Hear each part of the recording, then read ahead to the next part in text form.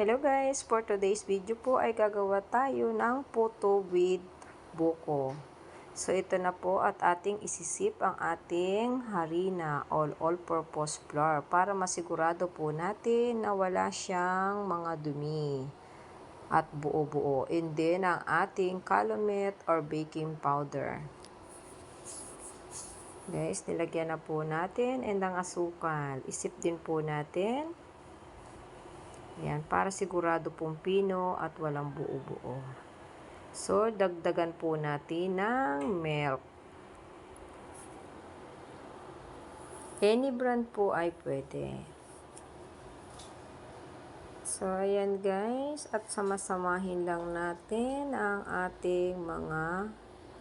Ayan, nilagyan ko po ng pinch of salt.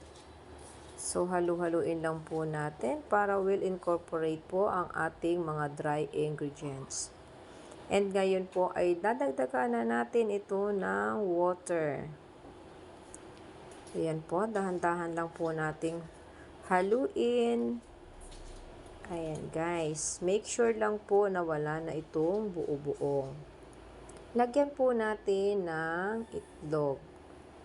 So, then ang butter, lagay po natin ang butter. And guys, saidin natin at sayang guys. Again, ang vanilla essence. Yan. After guys, lagay natin ang vanilla essence, ay atin po ulit itong hahalu-haluin. So, yan guys. Haluin po natin ng maayos. And at the same time, nagluluto po tayo sa kabilang side ng ating buko na ilalagay. Guys, so since naluto na po at okay na din ang ating mixture, ilalagay na po natin ito sa ating mga molde. So, nilagyan ko po pala ng konting oil yung ating molde. So, ayan po at nilagay ko na. Lagyan ko na rin to ng buko sa ibabaw.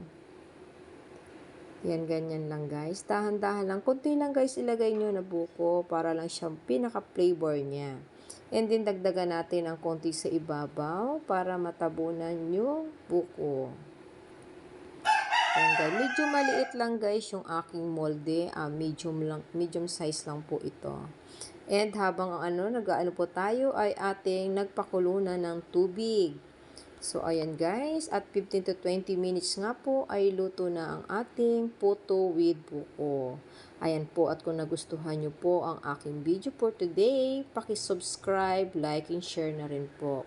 Maraming salamat po sa inyong pagsuporta at panunood ng aking mga long form video. Thank you po. Ayan guys, sarap nito guys. Ayan. Pwede na pong tikman. Ayan. Thank you for watching. Bye!